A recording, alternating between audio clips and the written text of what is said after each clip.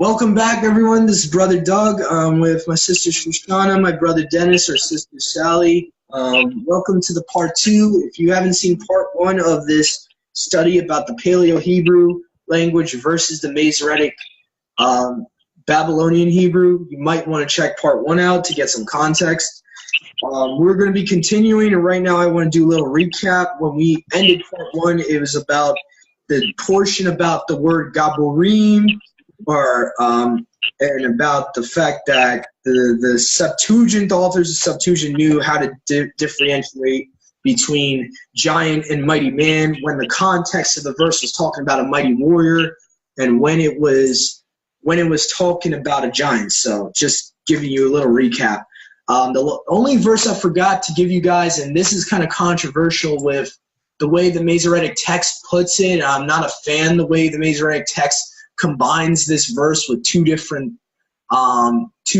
basically it's like two sentences in one verse, and I think it confuses a lot of people in my personal opinion. Isaiah chapter 13 verse 3, so Isaiah chapter 13 verse 3 says, in the Masoretic text it says, I have commanded my set apart ones, I have also called my mighty ones for my anger, even them that rejoice in my highness. Now the thing is, if you look in the Strong's Concordance, mighty ones is referring to Gaborim. Set apart ones is Kadash ones. That's us.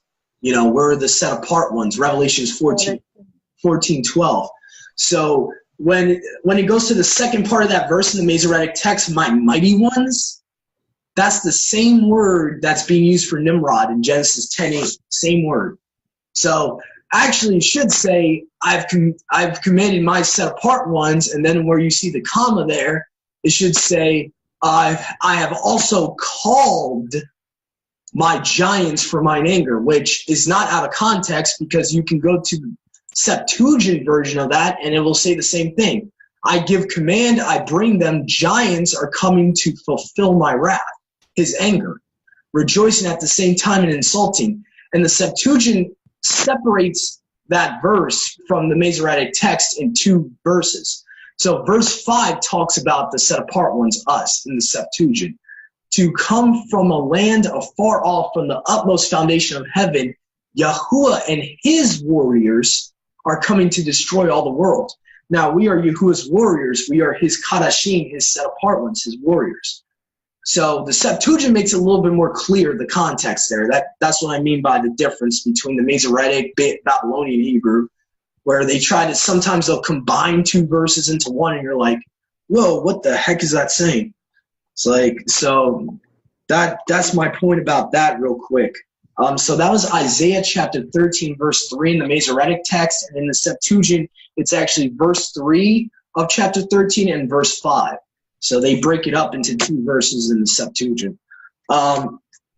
Now, let's see. We're going to go to now the fourth part, which is, well, actually, technically, this is also part of the third part. This is one little cross-reference I have, and this is going to be talking about prophecy tells us Yahuwah would be restoring a pure language to us, and that is the book of Zephaniah.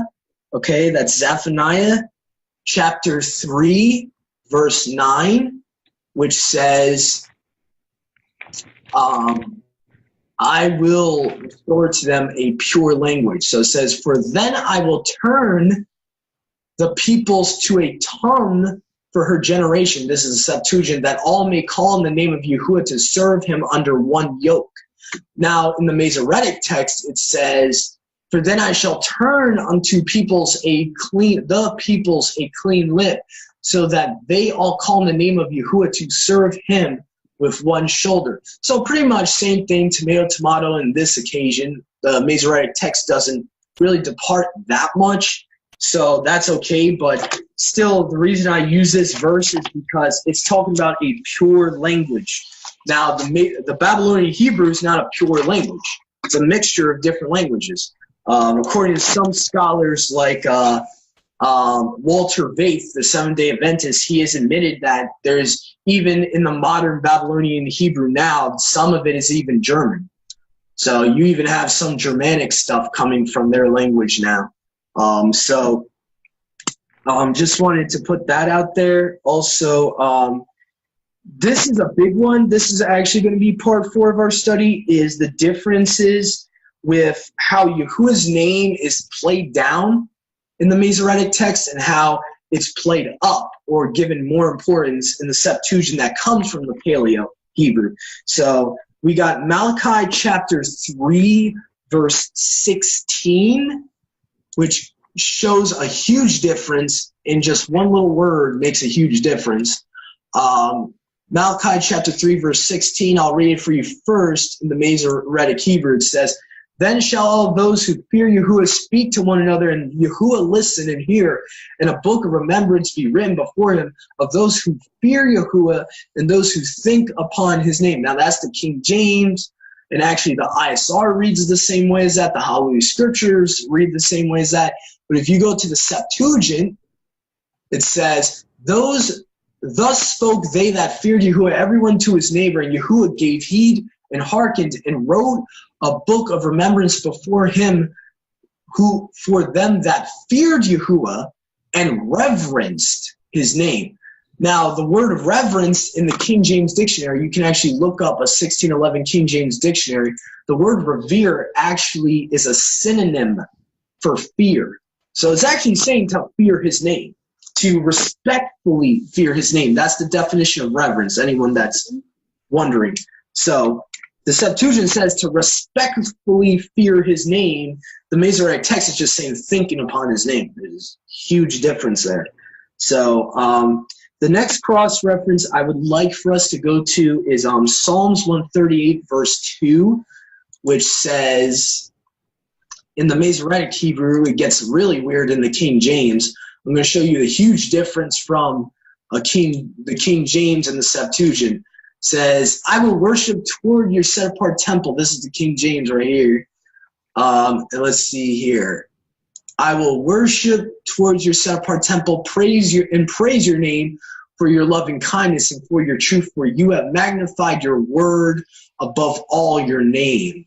Okay, so that's making people think his name is really downplayed. It's not that important, that his word is high above his name, above everything, even his name. Now, if you go in the Septuagint version, this same verse, it says, "I will worship toward your set-apart temple and give thanks to your name on account of your mercy and your truth, for you have magnified your set-apart name above everything." Huge difference.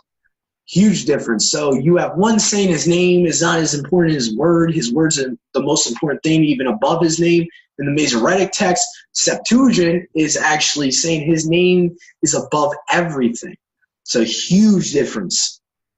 So those are the two cross-references I wanted to get into. Let me see if I have anything else I wanted to get into before we do our last cross-reference. Oh, yeah. Virgin and maiden. Oh, yeah, we did that, and I believe we did that in the part 1, but we can restate that. We can do a little, what is it called?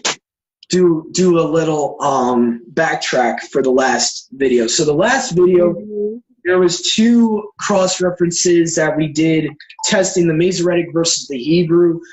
Genesis chapter 49, verse 10, as we did in part 1, talked about expectation of nations. The Septuagint says and it's talking about Yahusha in the Messianic prophecies.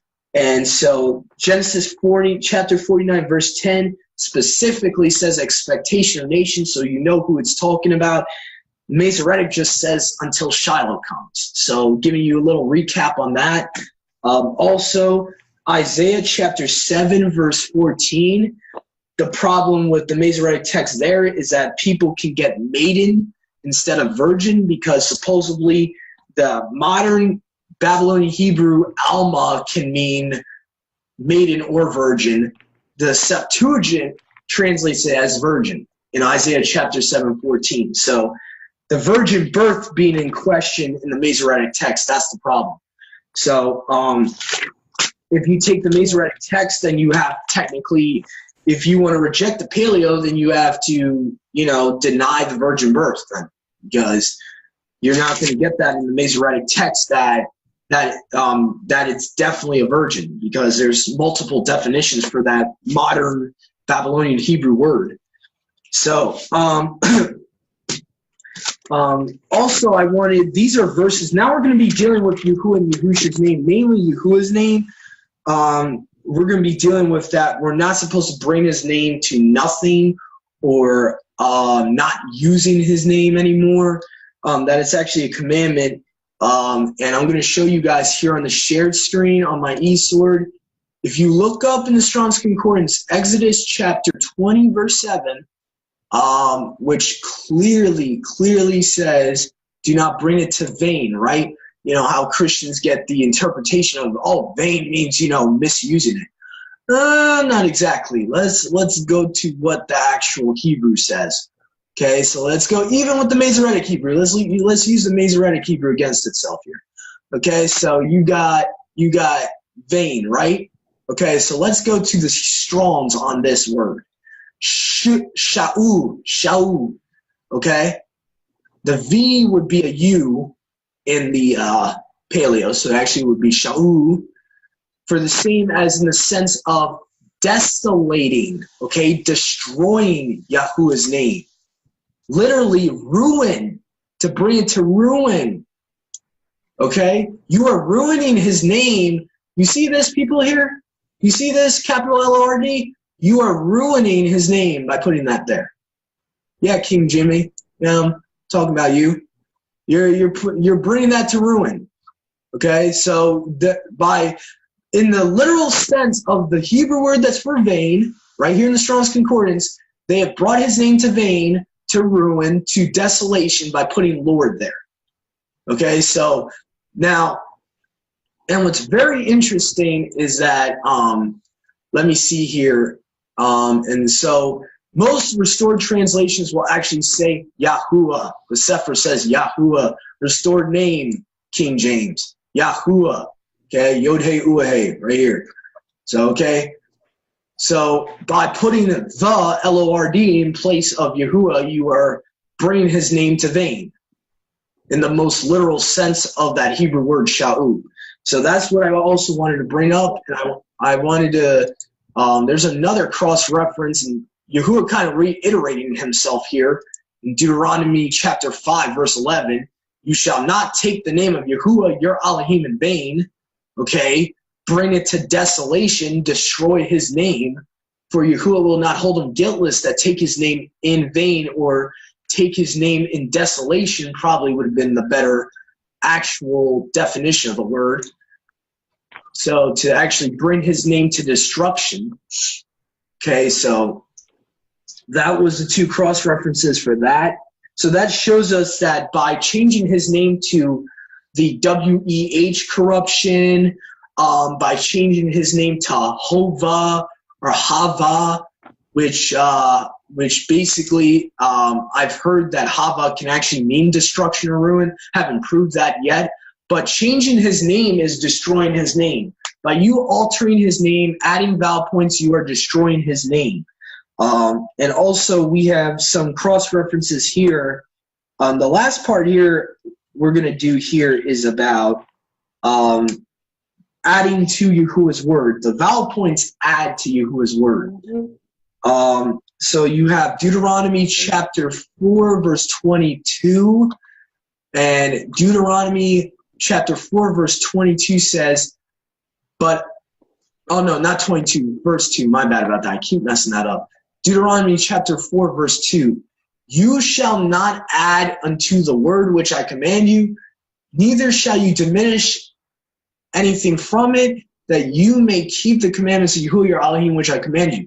Now the problem is, up to that point, Yahuwah's whole word was his commandments.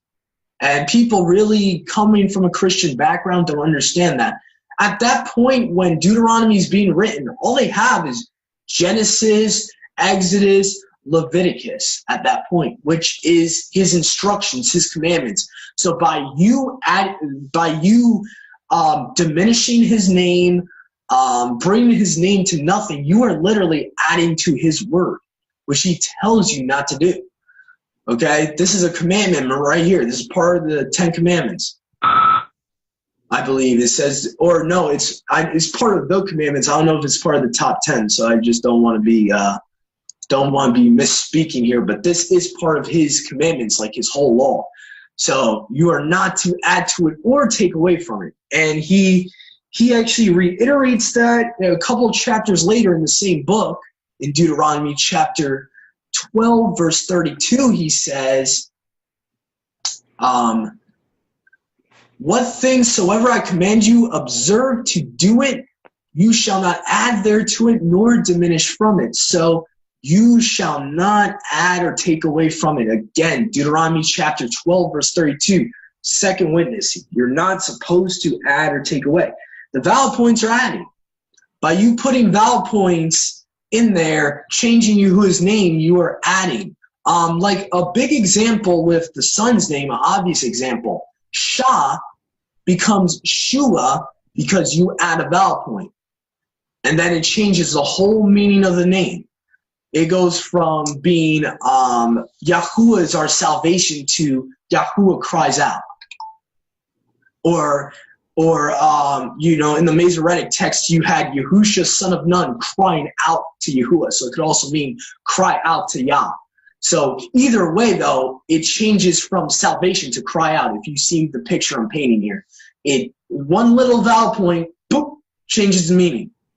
And that's against what he commands us to do. So that's just another point against the Masoretic Babylonian Hebrew. So the last cross-reference I really want to bring before the climax cross-reference that we have, Revelation chapter 22, verses 18 to 19. This is a warning to those that with the vowel points. Really, you should take this as a warning.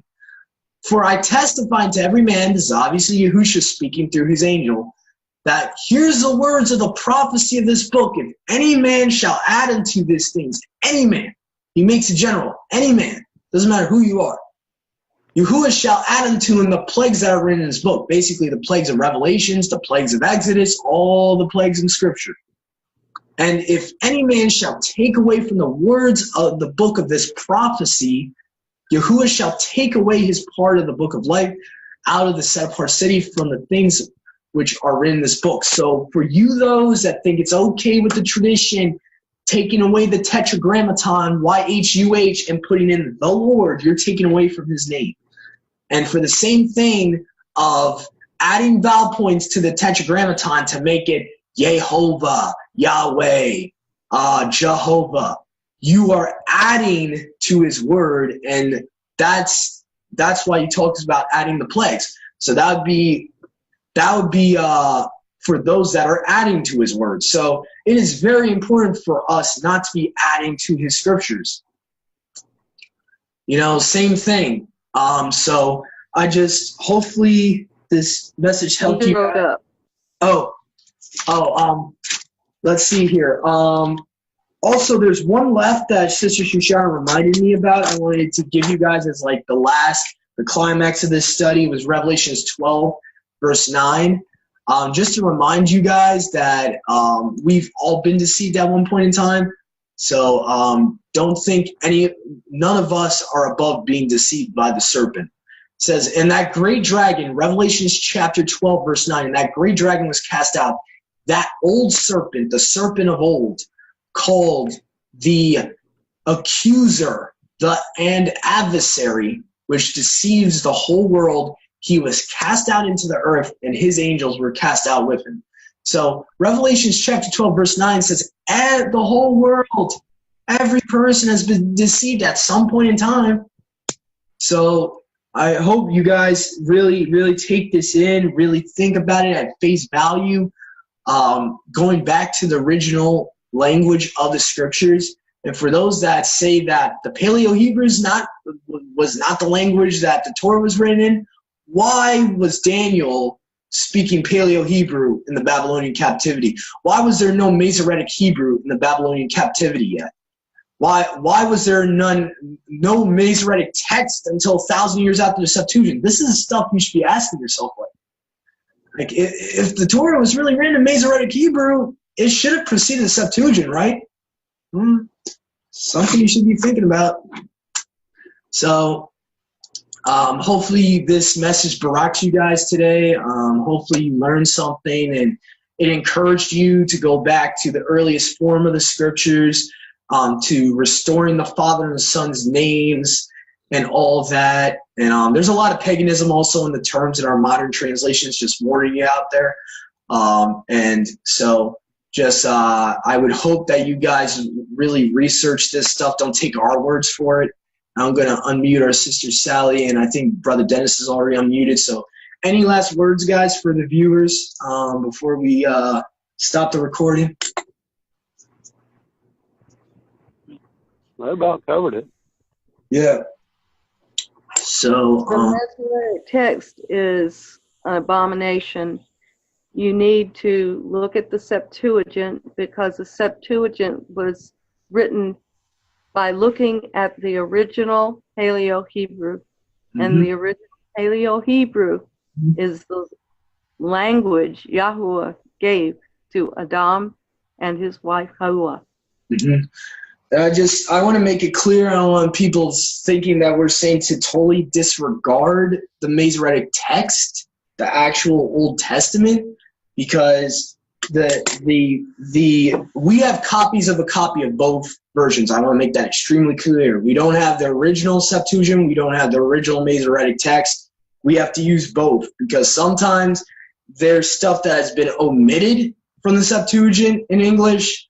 There's been stuff that the translators have omitted in both versions, and have changed in both versions. So we have to test them against one another. I'm of the firm belief to still use the Masoretic text, but just educate yourself on the Masoretic Hebrew, knowing that they did try to hide certain things in the Messianic prophecies and stuff like that. Just educate yourself. Yep, go ahead. The names they were trying to hide. Sorry.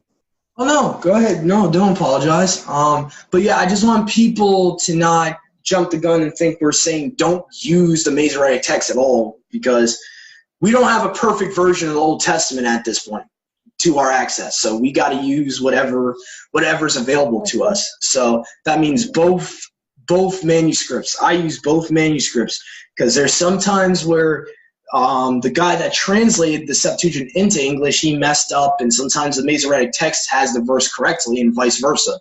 So I just wanted to make that extremely clear. Other than that, only the Paleo-Hebrew will show the value of Yahweh's name and praising Him. That's the place you can see how important His name is. And another proof of the Paleo-Hebrew being used a lot longer than people think is the Dead Sea Scrolls. The Dead Sea Scrolls pretty much were found in 1948. They had most of the stuff was written in Paleo in the Dead Sea Scrolls, especially the Father and the Son's names. That's where we were able to find the Father and Son's names restored. And how they were able to see that it's Yahuwah and Yahusha was from the Dead Sea Scrolls. And those documents, as far as I know, came all the way back around the time of Yahusha being on earth. So that's something you should research too. Go to deadseascrolls.com, and you can look at them for yourself. So the Paleo-Hebrew definitely lasted longer than they want you to believe. And so the Masoretic text is a very new language, like not the text yet, but the Masoretic actual Babylonian Hebrew language is a very new language, and actually is just as new as our English language, realistically. So it's something you should really think about. And I would say go back to the Paleo-Hebrew to get the original meaning of the words. So yeah. Thank you for joining us today, everyone. And for our brothers and sisters in Yahushua out there, have a great rest of your Shabbat. Shalom. Shalom. Shabbat shalom. Shabbat shalom. Shalom. Shalom. Shabbat shalom.